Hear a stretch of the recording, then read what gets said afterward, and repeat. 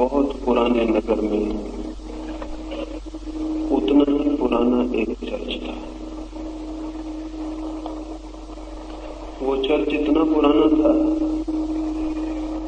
कि उस चर्च में भीतर जाने में भी प्रार्थना करने वाले भयभीत होते थे। उसके किसी भी क्षण गिर पड़ने की संभावना थी। आकाश में बादल गरजते थे तो चर्च के अस्थिपंजर कब जाते थे। हवाएं चलती थी तो लगता था चर्च अब गिरा अब गिरा। ऐसे चर्च में कौन प्रवेश करता, कौन प्रार्थना करता। धीरे धीरे उपासक आने बंद हो गए। चर्च के संरक्षकों ने कभी दीवार का पलस्तर बदला, कभी खिड़की बदली, कभी द्वार रंगे, लेकिन न द्वार रंगने से, न पलस्तर बदलने से, न कभी यहां ठीक कर देने से, वहां ठीक कर देने से वो चर्च इस योग्य न हुआ कि उसे जीवित माना जा सके। वो मुर्दा ही बना रहा। लेकिन जब सारे उपासक आने बंद हो गए तब चर्च के संरक्षकों को भी सोचना पड़ा क्या करें। और उन्होंने एक दिन कमेटी बुलाई। वो कमेटी भी चर्च के बाहर ही मिली, भीतर जाने की उनकी भी हिम्मत न थी।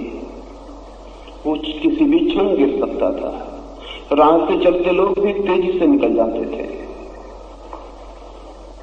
संरक्षकों ने बाहर बैठकर 4 प्रस्ताव स्वीकृत किए। उन्होंने पहला प्रस्ताव स्वीकृत किया बहुत दुख से कि पुराने चर्च को गिराना पड़ेगा और हम सर्वसम्मति से तय करते हैं कि पुराना चर्च गिरा दिया जाए।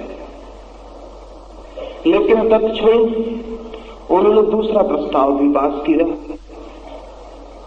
कि पुराना चर्च हम गिरा रहे हैं, इसलिए नहीं कि चर्च को गिरा दें, बल्कि इसलिए कि नया चर्च बनाना है। दूसरा प्रस्ताव किया कि एक नया चर्च शीघ्र से शीघ्र बनाया जाए। और तीसरा प्रस्ताव उन्होंने किया कि नए चर्च में पुराने चर्च की ईंटें लगाई जाएं, पुराने चर्च के ही दरवाजे लगाए जाएं, पुराने चर्च की ही शकल में नया चर्च बनाया जाए, पुराने चर्च के जो आधार में बुनियादें हैं उन्हीं पर नए चर्च को खड़ा किया जाए। ठीक पुरानी जगह पर, ठीक पुराने सामान से ही वो निर्मित हो। इसे भी उन्होंने सर्वसम्मति से स्वीकृत किया। और फिर चौथा प्रस्ताव उन्होंने स्वीकृत किया, वो भी सर्वसम्मति से, और वो ये कि जब तक नया चर्च न बन जाए तब तक पुराना न गिराया जाए। वो पुराना चर्च अब भी खड़ा है, वो पुराना चर्च कभी भी नहीं गिरेगा, लेकिन उसमें कोई उपासक अब नहीं जाते हैं। उस रास्ते से भी अब कोई नहीं निकलता है। उस गांव के लोग धीरे धीरे भूल ही गए हैं कि कोई चर्च भी है। भारत के धर्म की अवस्था भी ऐसी ही है। वो इतना पुराना हो चुका, वो इतना जराजीर्ण, वो इतना मृत कि अब उसके आसपास कोई भी नहीं जाता है। उस मरे हुए धर्म से अब किसी का कोई संबंध नहीं रह गया है। लेकिन वे जो धर्म के पुरोहित हैं, वे जो धर्म के संरक्षक हैं, वे उस पुराने को बदलने के लिए तैयार नहीं। वे निरंतर यही दोहराए चले जाते हैं कि वह पुराना ही सत्य है, वो पुराना ही जीवित है, उसे बदलने की कोई भी जरूरत नहीं। मैं आज की सुबह इसी संबंध में कुछ बातें आपसे करना चाहता हूं। क्या भारत धार्मिक है? भारत इसी अर्थों में धार्मिक है जिस अर्थों में वो नगर धार्मिक था, क्योंकि उस नगर में एक चर्च था। भारत धार्मिक है क्योंकि भारत में बहुत मंदिर हैं, मस्जिद हैं, गुरुद्वारे हैं। भारत इसी अर्थों में धार्मिक है जिस अर्थों में उस गांव के लोग धार्मिक थे, इसलिए नहीं कि वे मंदिर जाते थे, बल्कि वे मंदिर जाने से बचने की कोशिश करते थे। भारत इसी अर्थों में धार्मिक है कि हर आदमी धर्म से बचने की चेष्टा कर रहा है। लेकिन उस गांव के लोग थोड़े ईमानदार रहे होंगे। वे मंदिर नहीं जाते थे तो उन्होंने ये मान लिया था कि हम नहीं जाते हैं। उन्होंने ये मान लिया था कि मंदिर पुराना है और उसके नीचे जान गंवाई जा सकती है, जीवन नहीं पाया जा सकता है। लेकिन भारत के लोग इतने भी ईमानदार नहीं है कि वो ये मान लें कि धर्म पुराना हो गया, जान गंवाई जा सकती है उससे, लेकिन जीवन नहीं पाया जा सकता। हम थोड़े ज्यादा बेईमान हैं। हम धर्म से सारा संबंध भी तोड़ लिए हैं, लेकिन हम ऊपर से ये भी दिखाने की चेष्टा करते हैं कि हम धर्म से संबंधित हैं। हमारा कोई आंतरिक नाता धर्म से नहीं रह गया है। हमारे कोई प्राणों के अंदर संबंध धर्म से नहीं है, लेकिन हम ऊपर से दिखावा जारी रखते हैं। हम ऊपर से ये प्रदर्शन जारी रखते हैं कि हम धर्म से संबंधित हैं, हम धार्मिक हैं। ये और भी खतरनाक बात है। ये अधर्म को छिपा लेने की सबसे आसान और कारगर तरकीब है। अगर ये भी स्पष्ट हो जाए कि हम अधार्मिक हो गए हैं, तो शायद इस अधर्म को बदलने के लिए कुछ किया जा सके। लेकिन हम अपने को ये धोखा दे रहे हैं, एक आत्मवंचना में हम जी रहे हैं कि हम धार्मिक हैं, और ये आत्मवंचना रोज महंगी पड़ती जा रही है। किसी न किसी को ये दुखद सत्य कहना पड़ेगा कि धर्म से हमारा कोई भी संबंध नहीं है। हम धार्मिक भी नहीं हैं और हम इतने हिम्मत के लोग भी नहीं हैं कि हम कह दें कि हम धार्मिक नहीं हैं। हम धार्मिक भी नहीं हैं और अधार्मिक होने की घोषणा कर सके इतना साहस भी हमारे भीतर नहीं है। तो हम त्रिशंकु की भांति में बीच में लटके रह गए हैं। न हमारा धर्म से कोई संबंध है, न हमारा विज्ञान से कोई संबंध है, न हमारा अध्यात्म से कोई संबंध है, न हमारा भौतिकवाद से कोई संबंध है। हम दोनों के बीच में लटके हुए रह गए। हमारी कोई स्थिति नहीं है। हम कहां हैं ये कहना मुश्किल है, क्योंकि हमने ये बात जानने की स्पष्ट कोशिश नहीं की है कि हम क्या हैं और कहां हैं। हम कुछ धोखों को बार बार दोहराए चले जाते हैं, और उन धोखों को दोहराने के लिए हमने तरकीबें ईजाद कर ली, हमने डिवाइसेस बना ली हैं, और उन तरकीबों के आधार पर हम विश्वास दिला लेते हैं कि हम धार्मिक हैं। एक आदमी रोज सुबह मंदिर हो आता है और वो सोचता है कि मैं धर्म के भीतर जाके वापस लौट आया हूं। मंदिर जाने से धर्म तक जाने का कोई भी संबंध नहीं है। मंदिर तक जाना एक बिल्कुल भौतिक घटना है, शारीरिक घटना है। धर्म तक जाना एक आत्मिक घटना है। मंदिर तक जाना एक भौतिक यात्रा है। मंदिर तक जाना एक आध्यात्मिक यात्रा नहीं। सच तो यह है कि जिनकी आध्यात्मिक यात्रा शुरू हो जाती है, उन्हें सारी पृथ्वी मंदिर दिखाई पड़ने लगती। फिर उन्हें मंदिर को खोजना बहुत मुश्किल हो जाता है कि वो कहां है। नानक ठहरे थे मदीना में और सो गए थे रात मंदिर की तरफ पैर करके।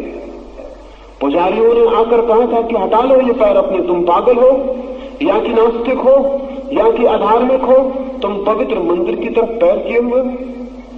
नानक ने कहा था मैं खुद बहुत चिंता में हूं कि अपने पैर कहां करूं, तुम मेरे पैर वहां कर दो जहां परमात्मा न हो, जहां उसका पवित्र मंदिर न हो। वे पुजारी ठगे हुए खड़े रह गए। कोई रास्ता न था कि नानक के पैर कहां करें, क्योंकि जहां भी था, अगर था तो परमात्मा था। जहां भी जीवन है वहां प्रभु का मंदिर है। तो जिन्हें धर्म की यात्रा का थोड़ा सा भी अनुभव हो जाता है, उन्हें तो सारा जगत मंदिर दिखाई पड़ने लगता है। लेकिन जिन्हें उस यात्रा से कोई भी संबंध नहीं है, वे 10 कदम चल के जमीन पर और एक मकान तक पहुंच जाते हैं और लौट आते हैं और सोचते हैं कि धार्मिक हो गए हैं। ऐसे हम धार्मिक होने का धोखा देते हैं अपने को। एक आदमी रोज सुबह बैठ के भगवान का नाम ले लेता है।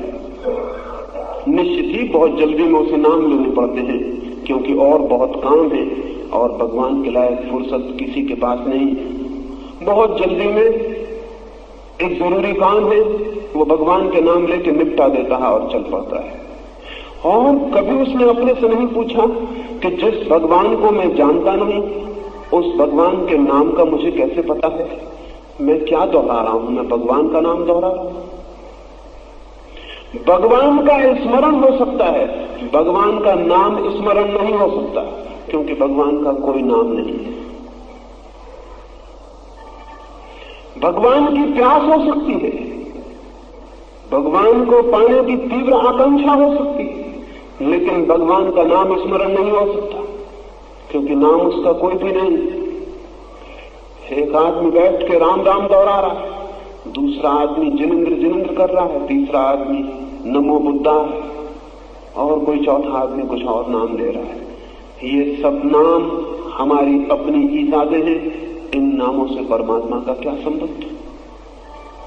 परमात्मा का कोई नाम नहीं है। जब तक हम नाम दोहरा रहे हैं तब तक हमारा परमात्मा से कोई संबंध ना होगा। हम आदमी के जगत के भीतर चल रहे हैं, हम मनुष्य की भाषा के भीतर यात्रा कर रहे हैं, और वहां जहां मनुष्य की सारा भाषा बंद हो जाती है, सारे शब्द खो जाते हैं, वहां हम किन नामों को लेकर जाएंगे? सब नाम आदमियों के दिए हुए हैं। सच तो यह है कि आदमी खुद भी बिना नाम के पैदा होता है। आदमी के नाम भी सब झूठे हैं, काम चलाऊ हैं, यूटिलिटेरियन हैं, उनका सत्य से कोई भी संबंध नहीं। हम जब पैदा होते हैं तो बिना नाम के, और जब हम मृत्यु में प्रविष्ट होते हैं तब फिर बिना नाम के। बीच में नाम का थोड़ा सा संबंध हम पैदा कर लेते हैं, और उस नाम को हम मान लेते हैं कि यह हमारा होना है। हमने अपने लिए नाम देकर एक धोखा पैदा किया है। वहां तक ठीक था, आदमी क्षमा किया जा सकता था, उसने भगवान को भी नाम दे दिए, और नाम देने से एक तरकीब मिल गई उसे कि उस नाम को दोहरा ले वो 10 मिनट और सोचता है कि मैंने परमात्मा का स्मरण किया। नाम से परमात्मा का कोई भी संबंध नहीं है। आप बैठ के कुर्सी कुर्सी कुर्सी दोहरा लें 10 मिनट, दरवाजा दरवाजा दरवाजा दोहरा लें, पत्थर पत्थर दोहरा लें, या आप कोई और नाम लेकर दोहरा लें, इस सब से कोई भी धर्म का संबंध नहीं है। शब्दों को दोहराने से धर्म का कोई संबंध नहीं है।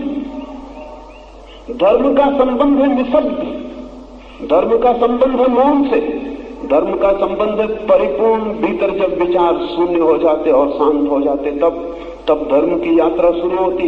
और एक आदमी बैठ के रिपीट कर लेता है एक नाम को, राम राम राम राम 10-5 दफा कहा और उसने निपटारा हो गया, उसने भगवान को स्मरण कर लिया। तो हमने तरकीबें ईजाद कर ली हैं धार्मिक दिखाई पड़ने की, बिना धार्मिक हुए, और उन तरकीबों में हम जी रहे हैं और सोच रहे हैं कि पूरा मुल्क धार्मिक हो गया। तिब्बत में वो और भी ज्यादा होशियार है, उन्होंने प्रेयर व्हील बना रखा है, उन्होंने एक चक्का बना रखा है, उसको वो प्रार्थना चक्र कहते हैं। उसके चक्के के 108 स्पोक है, एक एक स्पोक पे एक एक मंत्र लिखा हुआ है। सुबह से आदमी बैठ के उस चक्के को घुमा देता है, जितने जगह चक्कर लगा लेता है उतनी बार 108 में गुणा करके वो समझ लेता है कि इतनी बार मैंने मंत्र का पाठ किया। तो प्रेयर व्हील सुबह से आदमी 10 दफे घुमा देता है, वो 100 दफे घूम जाता है, 108 में 100 का गुणा कर लिया, इतनी बार मैंने भगवान का नाम लिया, अपने काम पे चला जाता है। वो हमसे ज्यादा होशियार। नाम लेने की झंझट भी उन्होंने छोड़ दी, अपना काम भी करते रहते हैं और चक्कर लगाते थे। हम भी यही करते हैं, मन हमारा दूसरा काम करता रहता है और जबान हमारी राम राम करती रहती है। जबान राम राम कर रही हो कि प्रेयर व्हील पे राम राम लिखा हो, क्या फर्क पड़ता है? भीतर मन हमारा कुछ और कर रहा है। अब तो और व्यवस्था हो गई, अभी तक तिब्बत में बिजली नहीं पहुंची थी, अब पहुंच गई होगी, तो अब तो उनको हाथ से भी घुमाने की जरूरत नहीं, बिजली से प्लग लगा देंगे, चक्कर घूमता रहेगा दिन भर और हजारों दफे राम का स्मरण करने का लाभ मिल जाएगा। आदमी ने अपने को धोखा देने के लिए 1000 तरह की तरकीबें ईजाद कर ली हैं, और उन्हीं तरकीबों को हम धर्म मानते रहे, और इसीलिए हमारे मुल्क में ये दुविधा खड़ी हो गई है कि हम कहने को धार्मिक हैं और हम जैसा अधार्मिक आचरण आज पृथ्वी पर कहीं भी खोजने से नहीं मिल सकता। हमसे ज्यादा अनैतिक लोग, हमसे ज्यादा चरित्र में गिरे हुए लोग, हमसे ज्यादा ओछे, हमसे ज्यादा संकीर्ण, हमसे ज्यादा क्षुद्रता में जीने वाले लोग और कहीं मिलने कठिन है, और साथ ही हमें धार्मिक होने का भी सुख है कि हम धार्मिक। ये दोनों बातें एक साथ चल रही हैं। कोई ये कहने को नहीं है कि ये दोनों बातें एक साथ कैसे चल सकती।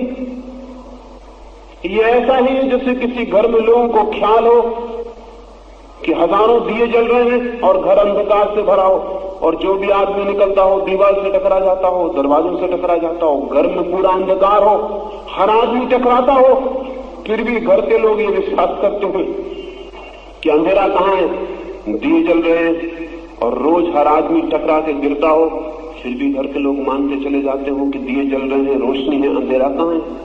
हमारी हालत ऐसी कंट्राडिक्टरी, ऐसे विरोधाभास से भरी हुई है। जीवन हमें रोज बताता है कि हम अधार्मिक हैं, और हमने जो तरकीबें ईजाद कर ली हैं वो रोज हमें बताती हैं कि हम धार्मिक हैं। कि देखो दुर्गोत्सव आ गया और सारा मुल्क धार्मिक हुआ जा रहा है, कि देखो गणेश उत्सव आ गया, कि देखो महावीर का जन्मदिन आ गया और सारा मुल्क मंदिरों की तरफ चला जा रहा है, पूजा चल रही, प्रार्थना चल रही। अगर इस सबको कोई आकाश से देखता होगा तो कहता होगा कितने धार्मिक लोग हैं, और कोई हमारे भीतर जाके देखे, कोई हमारे आचरण को देखे, कोई हमारे व्यक्तित्व को देखे तो हैरान हो जाएगा। शायद मनुष्य जाति के इतिहास में इतना धोखा पैदा करने में कोई कौम कभी सफल नहीं हो सकी थी जिसमें हम सफल हो गए। ये अद्भुत बात है, ये कैसे संभव हो गए। इसका जुम्मा आप पर है ऐसा मैं नहीं कहता हूं, इसका जुम्मा हमारे पूरे इतिहास पर है। ये आज की पीढ़ी ऐसी हो गई है ऐसा मैं नहीं कहता हूं। आज तक हमने धर्म के प्रति जो धारणा बनाई है उसमें बुनियादी भूल है, और इसलिए हम बिना धार्मिक हुए धार्मिक होने के ख्याल से भर गए। उन भूलों के कुछ सूत्रों पर मैं आपसे बात करना चाहता हूं ताकि ये दिखाई पड़ सके कि हम धार्मिक क्यों नहीं हैं, और ये भी दिखाई पड़ सके कि हम धार्मिक कैसे हो सकते हैं। इसके पहले कि वो 4 सूत्र मैं आपसे कहूं, ये भी आपसे कह देना चाहता हूं कि जब तक कोई जाति, कोई समाज, कोई देश, कोई मनुष्य धार्मिक नहीं हो जाता तब तक उसे जीवन के पूरे आनंद का, पूरी शांति का, पूरी कृतार्थता का कोई भी अनुभव नहीं होता है। जैसे विज्ञान है बाहर के जगत के विकास के लिए, और बिना विज्ञान के जैसे दीनहीन हो जाता है समाज, दरिद्र हो जाता है, दुखी और पीड़ित और बीमार हो जाता है। विज्ञान न हो आज तो बाहर के जगत में हम दीनहीन पशुओं की भांति हो जाएंगे। वैसे ही भीतर के जगत का विज्ञान धर्म है, और जब भीतर का धर्म खो जाता है तो भीतर एक दीनता आ जाती है, हीनता आ जाती है, भीतर एक अंधेरा छा जाता है। और भीतर का अंधेरा बाहर के अंधेरे से ज्यादा खतरनाक है, क्योंकि बाहर का अंधेरा 2 पैसे के दिए को खरीद के मिटाया जा सकता है, लेकिन भीतर का अंधेरा तो तभी मिटता है जब आत्मा का दिया जल जाए, और वो दिया कहीं बाजार में खरीदने से नहीं मिलता। उस दियों को जलाने के लिए तो श्रम करना पड़ता है, संकल्प करना पड़ता है, साधना करनी पड़ती है। उस दियों को जलाने के लिए तो जीवन को एक नई दिशा में गतिमान करना पड़ता है। लेकिन इतना निश्चित है कि आज तक पृथ्वी पर सबसे ज्यादा प्रसन्न और आनंदित लोग वे ही थे जो धार्मिक थे। उन लोगों ने ही इस पृथ्वी पर स्वर्ग को अनुभव किया, उन लोगों ने ही इस जीवन के पूरे आनंद को, कृतार्थता को अनुभव किया। उनके जीवन में ही अमृत की वर्षा हुई है जो धार्मिक थे। जो अधार्मिक हैं वे दुख में, पीड़ा में और नरक में जीते। धार्मिक हुए बिना कोई मार्ग नहीं है, लेकिन धार्मिक होने के लिए सबसे बड़ी बाधा इस बात से पड़ गई है कि हम इस बात को मान के बैठ गए हैं कि हम धार्मिक हैं। फिर अब और कुछ करने की कोई जरूरत नहीं रह गई। एक भिखारी मान लेता है कि मैं सम्राट हूं, फिर बात खत्म हो गई। फिर अब उसे सम्राट होने के लिए कोई प्रयत्न करने का कोई सवाल न रहा।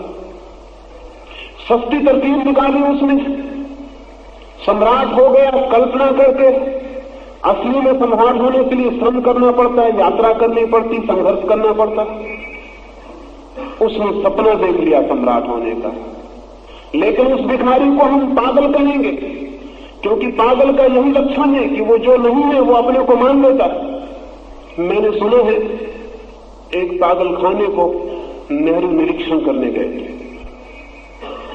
उस पागलखाने में उन्होंने जाके पूछा कि कभी कोई यहाँ ठीक होता है, स्वस्थ होता है, रोग से मुक्त होता है? तो पागलखाने के अधिकारियों ने कहा कि निश्चित ही अक्सर लोग ठीक होकर चले जाते हैं। अभी एक आदमी ठीक हुआ है और हम उसे 3 दिन पहले छोड़ने को थे, लेकिन हमने रोक रखा कि आपके हाथ से उसे हम मुक्ति दिलाएंगे। उस पागल को लाया गया जो ठीक हो गया था, उसे नेहरू से मिलाया गया। नेहरू ने उसकी शुभकामनाएं की कि तुम स्वस्थ हो गए, बहुत अच्छा। चलते चलते उस आदमी ने पूछा कि लेकिन मैं आपका नाम नहीं पूछ पाया कि आप कौन?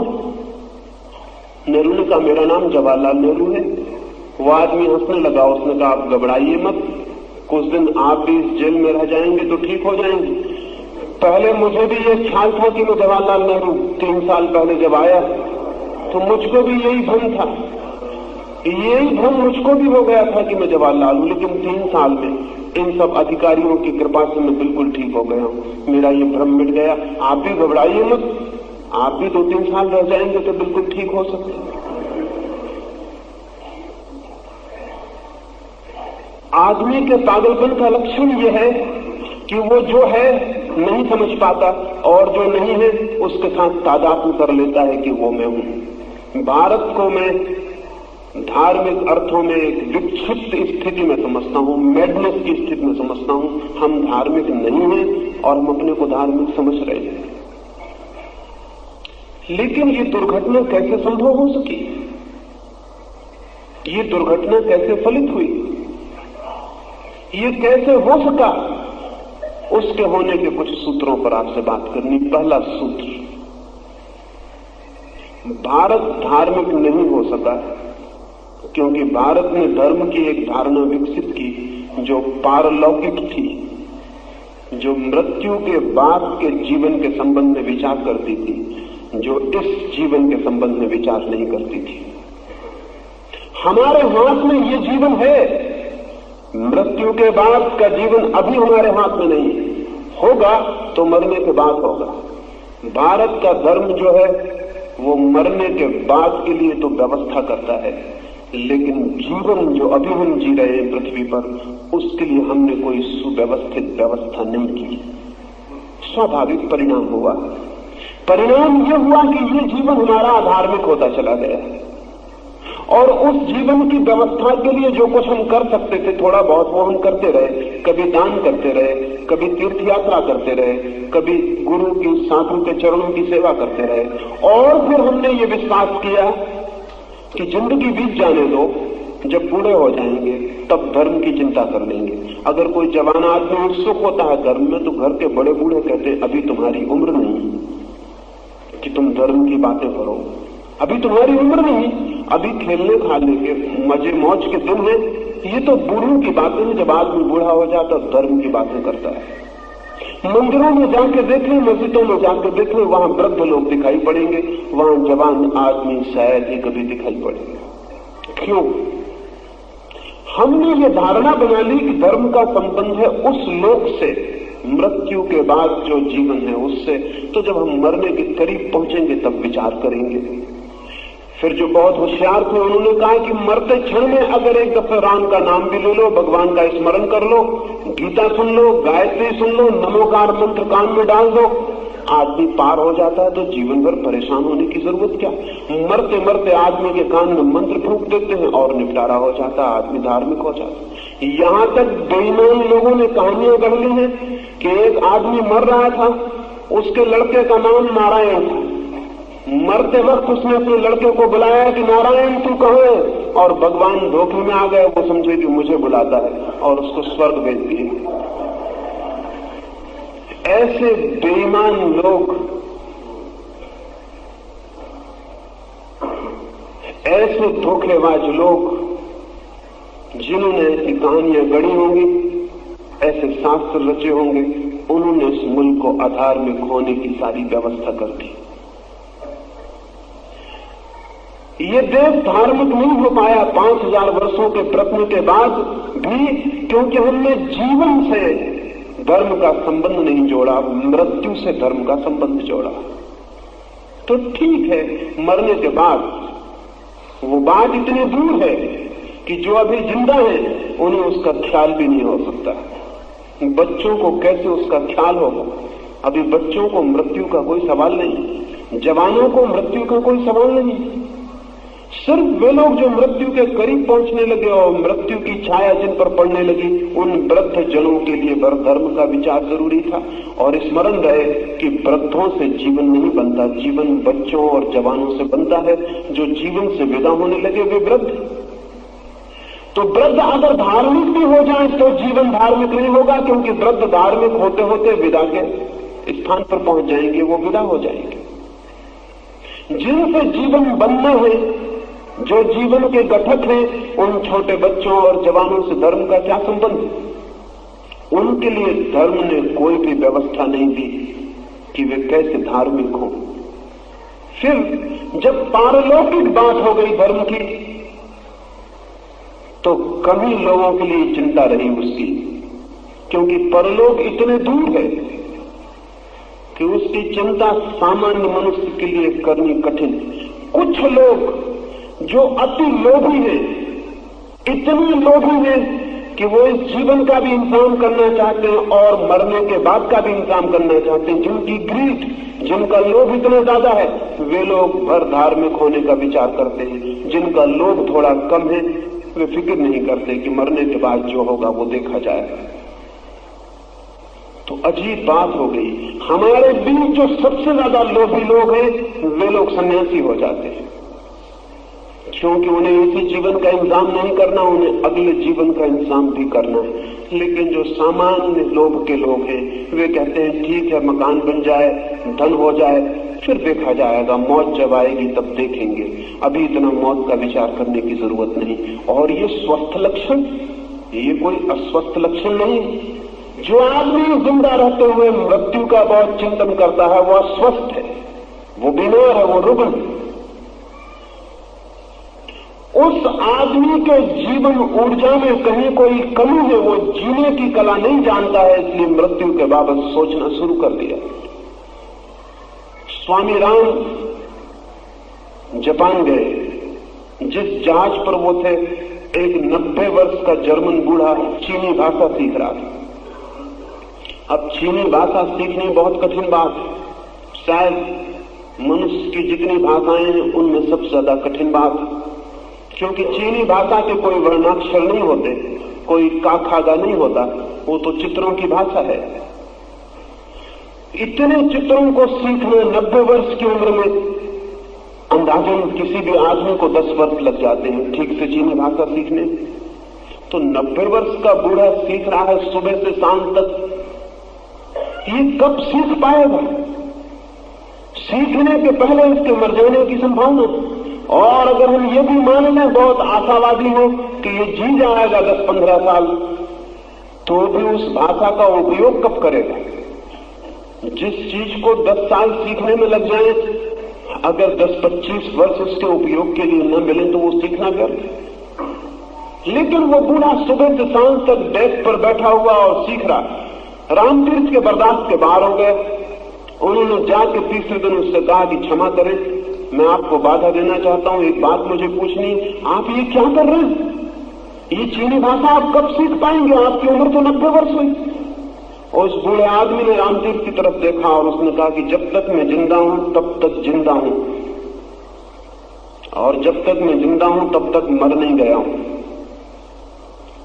मरने का चिंतन करके मैं मरने के पहले नहीं मरना चाहता हूं। और अगर मरने का हम चिंतन करें कि कल मैं मर जाऊंगा, तो ये तो मुझे जन्म के पहले दिन से ही विचार करना पड़ता कि कल मैं मर सकता हूं, कभी भी मर सकता हूं, तो फिर मैं जी भी नहीं पाता। लेकिन 90 साल में जी रहा हूं, और जब तक मैं जी रहा हूं तब तक सीखूंगा, ज्यादा से ज्यादा जानूंगा, ज्यादा से ज्यादा जीऊंगा। क्योंकि जब तक जी रहा हूं तब तक एक एक क्षण का पूरा उपभोग करना जरूरी है, ताकि मेरा पूरा आत्म विकास हो। और उसने रामतीर्थ से पूछा कि आपकी उम्र क्या है? रामतीर्थ की उम्र तो केवल 32 वर्ष थी। वो बहुत झेपे होंगे मन में और कहा कि सिर्फ 32 वर्ष। तो उस बूढ़े आदमी ने जो कहा था वो पूरे भारत को सुन लेना चाहिए। और उस बूढ़े आदमी ने कहा था कि तुम्हें देखकर मैं समझता हूं कि तुम्हारी पूरी कौम बूढ़ी क्यों हो गई है। तुम्हारे पूरे कौम से यौवन शक्ति ऊर्जा क्यों चली गई? तुम क्यों मुर्दे की तरह जी रहे हो पृथ्वी पर? क्योंकि तुम मृत्यु के संबंध में अत्यधिक विचार करते हो और जीवन के संबंध में जरा भी नहीं। शास्त्र भरे पड़े हैं जो नरक में क्या है और कहां, पहला नरक कहां है, दूसरा नरक कहां है, तीसरा कहां है, सातवां कहां है, उस सबके ब्यौरेवार व्यवस्था बताते हैं। पूरे नक्शे बनाए हैं। स्वर्ग कहां है, 7 स्वर्ग हैं कि कितने स्वर्ग हैं, उन सबका हिसाब दिया हुआ है। नरक और स्वर्ग की पूरी ज्योग्राफी हमने खोज ली, लेकिन पृथ्वी की ज्योग्राफी खोजने के लिए पश्चिम के लोगों का हमें इंतजार करना पड़ा। वो हम नहीं खोज पाए, क्योंकि पृथ्वी पर हम जीते हैं, उसके भूगोल की जानकारी की हमने कोई फिक्र न की। लेकिन जिन स्वर्गों और नरकों का हमें कोई संबंध नहीं, उनके हमने संबंध में पूरी जानकारी कर ली। हमने इतने डिटेल्स में व्यवस्था की है कि अगर कोई पढ़ेगा तो ये नहीं कह सकता कि ये कोई काल्पनिक लोगों ने लिखा होगा। एक एक इंच हमने इंतजाम कर दिया है कि वहां कैसा नरक है, कितनी आग जलती है, कितने कड़ाहे जलते हैं, कितने राक्षस हैं और किस तरह लोगों को जलाते हैं और क्या करते हैं। स्वर्ग में क्या है वो हमने इंतजाम कर दिया। लेकिन इस जमीन पर क्या है, इस जमीन की हमने कोई फिक्र नहीं की, क्योंकि ये जमीन तो एक विश्राम गृह है, मर जाना है यहां से तो जल्दी, इसकी चिंता करने की क्या जरूरत है। जीवन अधार्मिक है क्योंकि जीवन की चिंता हमने नहीं की। जीवन धार्मिक नहीं हो सकता जब तक धर्म इस जीवन के संबंध में विचार करे, इस जीवन को व्यवस्था दे, इस जीवन को वैज्ञानिक बनाए। जब तक ये नहीं होगा तब तक जीवन धार्मिक नहीं हो सकता। पहली बात है, परलोक के संबंध में अति चिंतन ने भारत को अधार्मिक होने में सहायता दी, धार्मिक होने में जरा भी नहीं।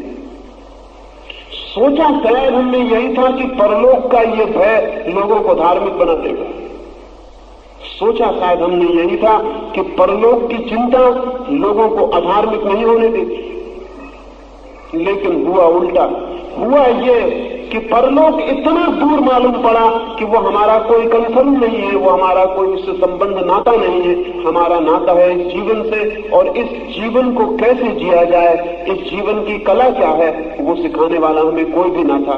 धर्म हमें सिखाता था जीवन कैसे छोड़ा जाए, जीवन कैसे जिया जाए, ये बताने वाला धर्म ना था। धर्म बताता था जीवन कैसे छोड़ा जाए, जीवन कैसे त्यागा जाए, जीवन से कैसे भागा जाए। इसकी सारी नियम का से लेके आखिर तक हमने सारे नियम इसके खोज लिए कि जीवन को छोड़ने की पद्धति क्या है, लेकिन जीवन को जीने की पद्धति क्या है, उसके संबंध में धर्म मौन है। परिणाम स्वाभाविक था। जीवन को छोड़ने वाली कौम कैसे धार्मिक हो सकती है? जीना तो है जीवन को। कितने लोग भागेंगे, और जो भाग के भी जाएंगे वो जाते कहां हैं? सन्यासी भाग के, साधु भाग के, जाता कहां है? भागता कहां है? सिर्फ धोखा पैदा होता है भागने का। सिर्फ श्रम से भाग जाता है, समाज से भाग जाता है, लेकिन समाज के ऊपर पूरे समय निर्भर रहता है। समाज से रोटी पाता है, इज्जत पाता है, समाज से कपड़े पाता है, समाज के बीच जीता है, समाज पे निर्भर होता है। सिर्फ एक फर्क हो जाता है, वो फर्क ये है कि वो विशुद्ध रूप से शोषक हो जाता है, श्रमिक नहीं रह जाता। वो कोई श्रम नहीं करता, सिर्फ शोषण करता है। कितने लोग सन्यासी हो सकते हैं? अगर पूरा समाज भागने वाला समाज हो जाए तो 50 वर्ष में उस देश में एक भी जीवित प्राणी नहीं बचेगा। 50 वर्षों में सारे लोग समाप्त हो जाएंगे। लेकिन 50 वर्ष भी लंबा समय, अगर सारे लोग सन्यासी हो जाएं तो 15 दिन भी बचना बहुत मुश्किल है, क्योंकि किसका शोषण करिएगा, किसके आधार पर जिएगा? भागने वाला धर्म, एस्केपिस्ट रिलीजन, कभी भी जिंदगी को बदलने वाला धर्म नहीं हो सकता। थोड़े से लोग भागेंगे और जो भाग जाएंगे वो उन पर निर्भर रहेंगे जो भागे नहीं है। अब ये बड़े चमत्कार की बात कि सन्यासी ग्रस्त पर निर्भर है और ग्रस्त को नीचा समझता है अपने से। जिस पर निर्भर है उसको नीचा समझता है, उसको 24 घंटे गालियां देता है, उसके पाप का व्याख्यान करता है, उसको नरक जाने की योजना बनाता और निर्भर उस पर है। और अगर ये गृहस्थ सब नरक जाएंगे तो इनकी रोटी खाने वाले, इनके कपड़े पहनने वाले सन्यासी इनके पीछे नरक नहीं जाएंगे तो और कहां जा सकते? कहीं जाने का कोई उपाय नहीं हो सकता। लेकिन भागने की एक दृष्टि जब हमने स्पष्ट कर ली कि जो भागता है वो धार्मिक है, तो जो जीता है वो तो अधार्मिक है, उसको धार्मिक ढंग से जीने का सोचने का कोई सवाल न रहा। वो तो अधार्मिक है क्योंकि जीता है, भागता जो है वो धार्मिक है। तो जीने वालों को धार्मिक होने का कोई विधान, कोई विधि, कोई टेक्निक, कोई शिल्प हम नहीं खोज पाए। मेरा कहना है भारत धार्मिक हो सकता है अगर हम धर्म को जीवनगत, उसे लाइफ अफर्मेटिव, जीवन की स्वीकृति का धर्म बनाएं, जीवन के निषेध का नहीं। दूसरी बात, धर्म ने एक अति से काम किया, वो अति एक रिएक्शन थी, एक प्रतिक्रिया थी।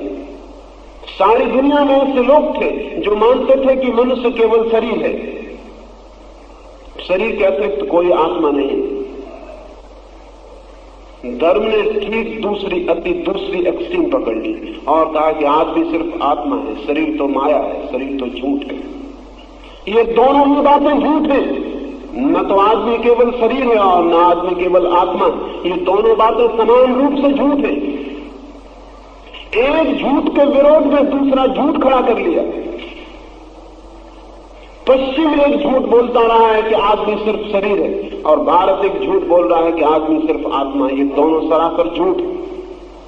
पश्चिम अपने झूठ के कारण अधार्मिक हो गया क्योंकि सिर्फ शरीर को मानने वाले लोग, उनके लिए धर्म का कोई सवाल न रहा। भारत अपने झूठ के कारण अधार्मिक हो गया क्योंकि सिर्फ आत्मा को मानने वाले लोग शरीर का जो जीवन है उसकी तरफ आंख बंद कर लिए। जो माया है उसका विचार भी क्या करना, जो है ही नहीं उसके संबंध में सोचना भी क्या। जबकि आदमी की जिंदगी शरीर और आत्मा का जोड़ है, वो शरीर और आत्मा का एक सम्मिलित संगीत है। अगर हम आदमी को धार्मिक बनाना चाहते हैं तो उसके शरीर को भी स्वीकार करना होगा, उसकी आत्मा को भी। निश्चित ही उसके शरीर को बिना स्वीकार किए हम उसकी आत्मा की खोज में भी 1 इंच आगे नहीं बढ़ सकते। शरीर तो मिल भी जाए बिना आत्मा का कहीं, लेकिन आत्मा बिना शरीर की नहीं मिलती। शरीर आधार है, उस आधार पर ही आत्मा अभिव्यक्ति होती है। वो मीडियम है, वो माध्यम है। इस माध्यम को इनकार जिन लोगों ने कर दिया, उन लोगों ने इस माध्यम को बदलने का, इस माध्यम को सुंदर बनाने का, इस माध्यम को ज्यादा सत्य के निकट ले जाने का सारा उपाय छोड़ दिया। शरीर का एक विरोध पैदा हुआ, एक दुश्मनी पैदा हुई। हम शरीर के शत्रु हो गए और शरीर को जितना सताने में हम सफल हो सके, हम समझने लगे कि उतने हम धार्मिक। हमारा सारी तपश्चर्या शरीर को सताने की अनेक अनेक योजनाओं के अतिरिक्त और क्या है। जिसे हम तप कहते हैं, जिसे हम त्याग कहते हैं, वो शरीर की शत्रुता के अतिरिक्त और क्या है। धीरे धीरे ये ख्याल पैदा हो गया कि जो आदमी शरीर को जितना तोड़ता है, जितना नष्ट करता है, जितना दमन करता है, उतना ही आध्यात्मिक है। शरीर को तोड़ने और नष्ट करने वाला आदमी विक्षिप्त हो सकता है, आध्यात्मिक नहीं। क्योंकि आत्मा का भी जो अनुभव है उसके लिए एक स्वस्थ, शांत और सुखी शरीर की आवश्यकता है। उस आत्मा के अनुभव के लिए भी एक ऐसे शरीर की आवश्यकता है जिसे भूला जा सके। क्या आपको पता है, दुखी शरीर को कभी भी नहीं भूला जा सकता। पैर में दर्द होता है तो पैर का पता चलता है, दर्द नहीं होता तो पैर का कोई पता नहीं चलता।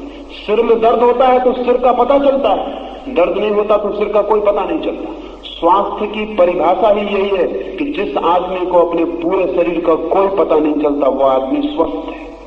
वो आदमी हेल्दी।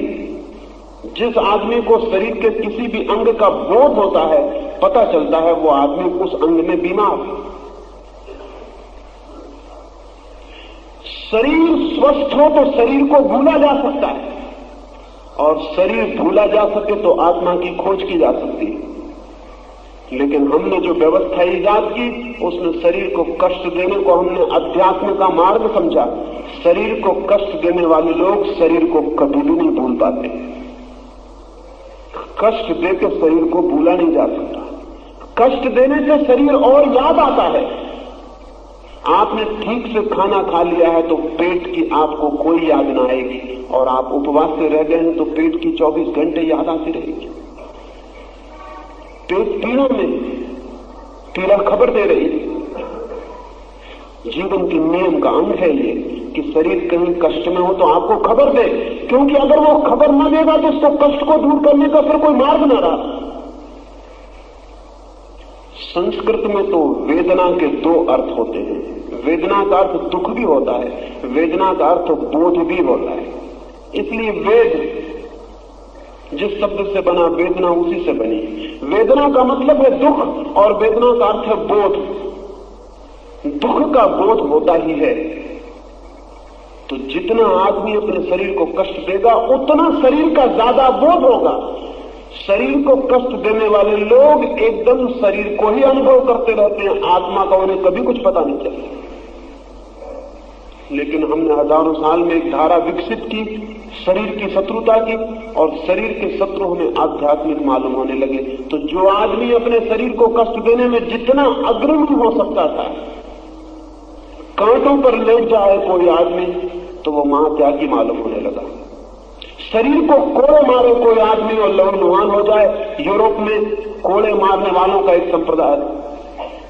उस संप्रदाय के साधु सुबह से उठकर कोड़े मारने शुरू करते हैं। और जैसे हिंदुस्तान में उपवास करने वाले साधु हैं, जिनकी फेरिस्त छपती है कि फला साधु ने 40 दिन का उपवास किया, फला साधु ने 100 दिन का उपवास किया, वैसे यूरोप में वो जो कोड़े मारने वाले साधु थे, उनकी भी फेरिस्त छपती थी कि फला साधु सुबह 101 कोड़े मारता, फला साधु 201 कोड़े मारता। जो जितने ज्यादा कोड़े मारता था वो उतना बड़ा साधु था। आंखें फोड़ देने वाले लोग हुए, कान फोड़ लेने वाले लोग हुए, जनेंद्रियां काट लेने वाले लोग हुए, शरीर को सब तरह से नष्ट करने वाले लोग हुए। यूरोप में एक वर्ग था जो अपने पैर में जूता पहनता था तो जूतों में नीचे खीले लगा देता था ताकि पैर में खीले चुभते रहे। वो महात्यागी समझे जाते थे। लोग उनके चरण छूते थे कि महात्यागी।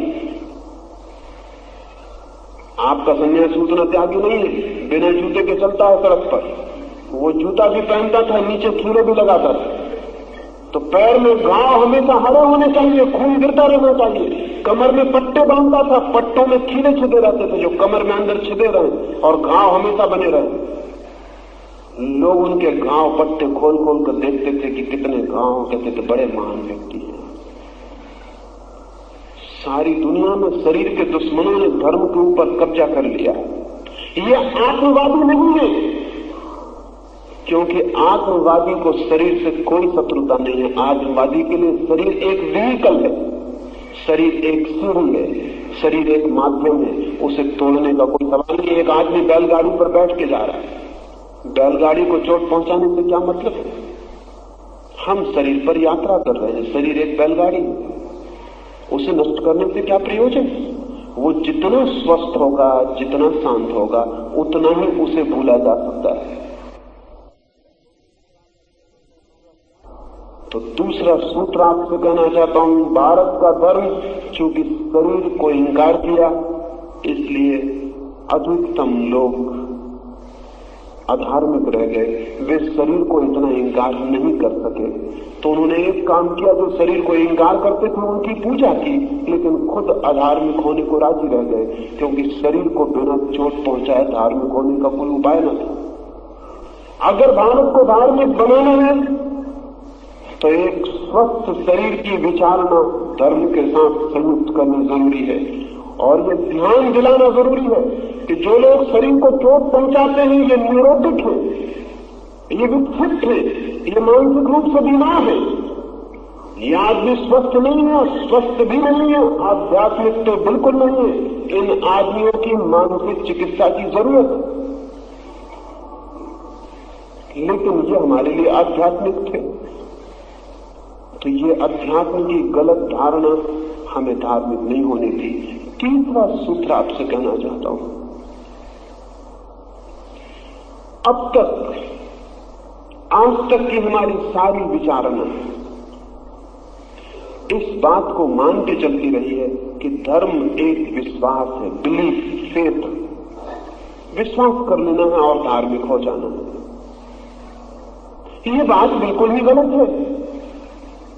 कोई आदमी विश्वास करने से धार्मिक नहीं हो सकता, क्योंकि विश्वास सदा झूठा है। विश्वास का मतलब है जो मैं नहीं जानता उसको मान लेना। झूठ का और क्या अर्थ हो सकता है? जो मैं नहीं जानता उसको मान लूं। धार्मिक आदमी जो नहीं जानता उसे मानने को राजी नहीं होगा। वो कहेगा कि मैं खोज करूंगा, मैं समझूंगा, मैं विचार करूंगा, मैं प्रयोग करूंगा, मैं अनुभव करूंगा। जिस दिन मुझे पता चलेगा मैं मान लूंगा, लेकिन जब तक मैं नहीं जानता हूं मैं कैसे मान सकता हूं? लेकिन हम जिन बातों को बिल्कुल नहीं जानते उनको मान के बैठ गए, और इनको मान के बैठ जाने के कारण हमारी इंक्वायरी, हमारी खोज, हमारी जिज्ञासा बंद हो गई। विश्वास ने भारत के धर्म को प्राण दे दिए। जिज्ञासा चाहिए, विश्वास नहीं। विश्वास खतरनाक है, पॉइजनस है, क्योंकि विश्वास जिज्ञासा की हत्या कर देता है।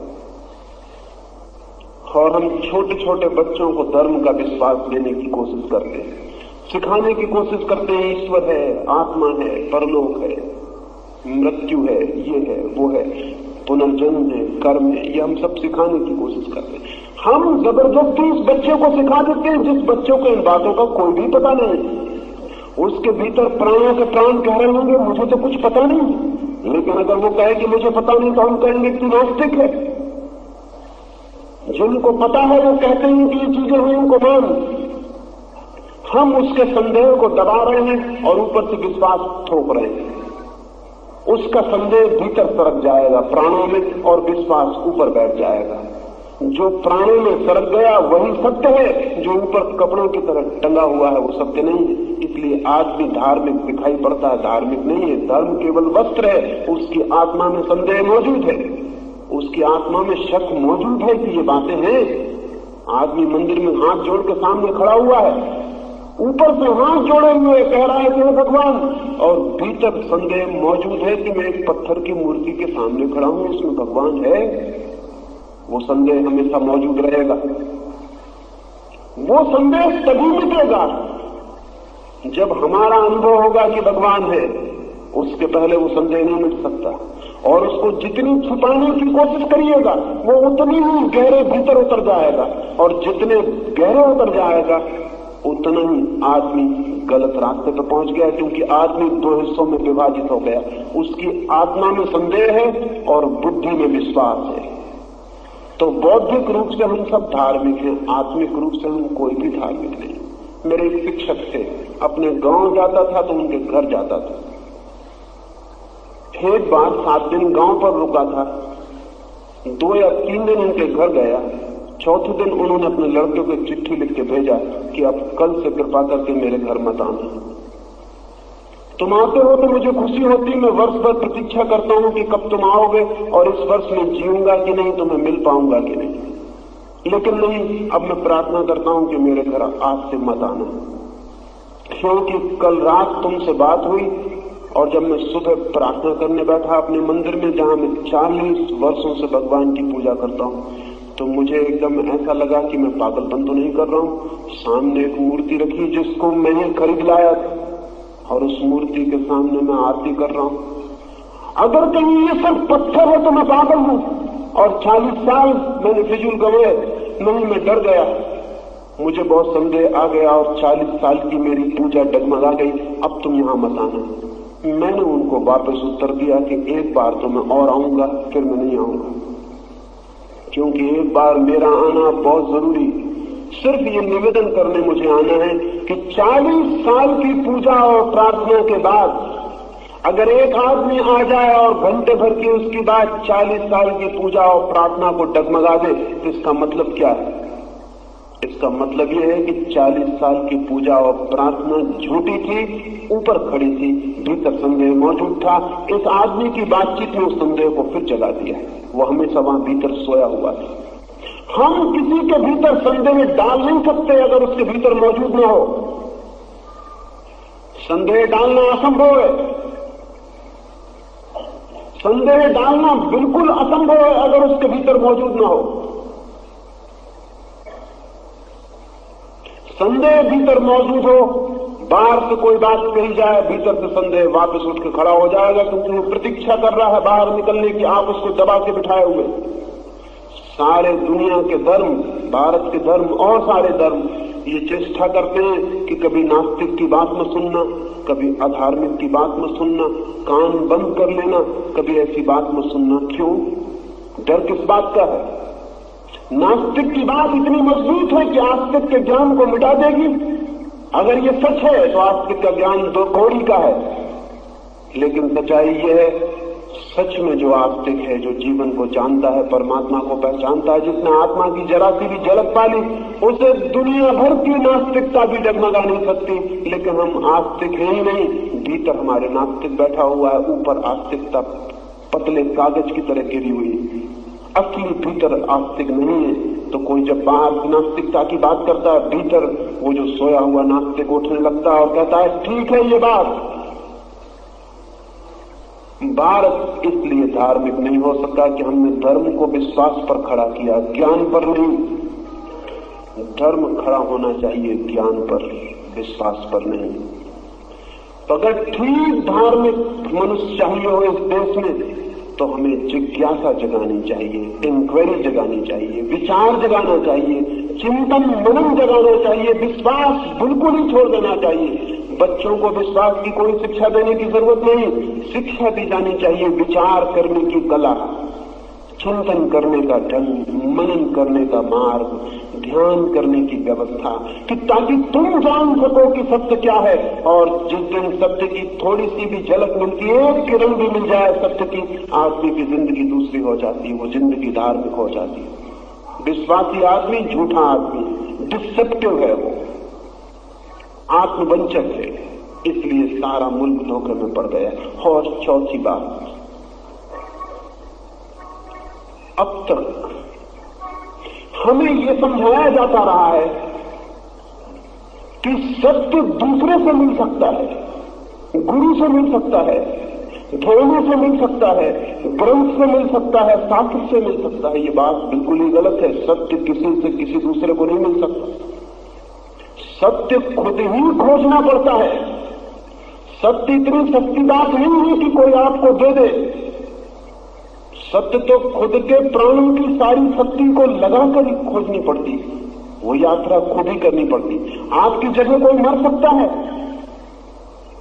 आपकी जगह कोई प्रेम कर सकता है। कभी आपने सोचा कि आपकी जगह कोई और प्रेम कर ले और आप प्रेम का आनंद ले लें? कभी आपने सोचा कि कोई दूसरा मर जाए और आपको मृत्यु का अनुभव हो जाए? ये कैसे हो सकता है? जो आदमी मरेगा वो मृत्यु का अनुभव करेगा, जो आदमी प्रेम में जाएगा वो प्रेम का आनंद लेगा। लेकिन हमने एक बड़ा धोखा दिया। हमने मृत्यु और प्रेम से भी सत्य को सस्ता समझा। हम ये समझते रहे कि सत्य दूसरे को मिल जाएगा और वो हमको दे देगा। महावीर हमको दे देंगे, बुद्ध हमको दे देंगे, राम और कृष्ण हमको दे देंगे। कोई किसी को सत्य नहीं दे सकता। अगर सत्य दिया जा सकता होता तो आज तक सारी दुनिया में सबके पास सत्य पहुंच गया होता, क्योंकि महावीर की करुणा इतनी है, बुद्ध की और क्राइस्ट का प्रेम इतना है कि अगर वो दे सकते तो वो बांट दिया होता। लेकिन नहीं, वो नहीं दिया जा सकता। वो एक एक आदमी को खुद ही खोजना पड़ता है। लेकिन हमें अब तक ये सिखाया गया कि खुद खोजने की कहां सवाल?